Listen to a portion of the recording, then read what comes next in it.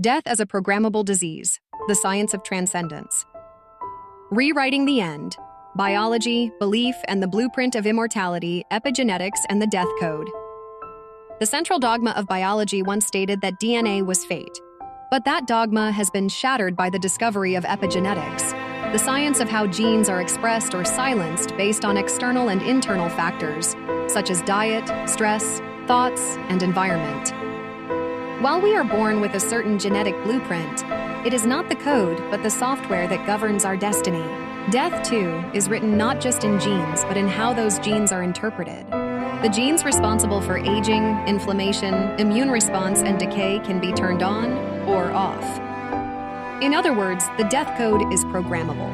In experiments with mice, activating or silencing just one gene, like P16INK4A, associated with aging, dramatically altered lifespan. In humans, positive lifestyle changes have been shown to reverse gene expression related to disease and decay in less than 90 days. This raises the revolutionary question: if aging and death are consequences of gene regulation, not genetic fate, then is mortality merely a choice encoded by habit, environment, and consciousness? We are not dying because we are meant to. We are dying because our cellular software is running outdated programs. The role of belief systems and collective programming. Our minds do not operate in isolation.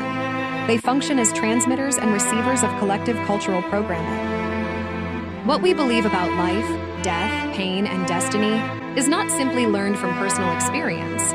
It is absorbed from societal consensus. In psychology, the placebo effect is a powerful demonstration of how belief can override biology. People given sugar pills often heal faster, feel better, and outperform those given actual drugs, if they believe in the cure. The nocebo effect is the opposite. Belief in harm can cause real biological damage. If belief can reverse illness, could it also reverse death programming? In yogic philosophy, this was never a question. It was a fact. Belief creates reality. The more you believe in aging and death, the more your body complies. The more you believe in transcendence, healing, and vitality, the more your body adapts. We have been culturally programmed to die around 70 or 80 years. What if we were programmed to live 200? Or never die at all, but simply transition at will? The body follows belief like a servant follows the king. What kind of king is ruling your biology? Mind-body neuroplasticity. Can we think ourselves to immortality? Neuroplasticity, the ability of the brain to rewire itself, is perhaps the greatest key to escaping death as a fixed event.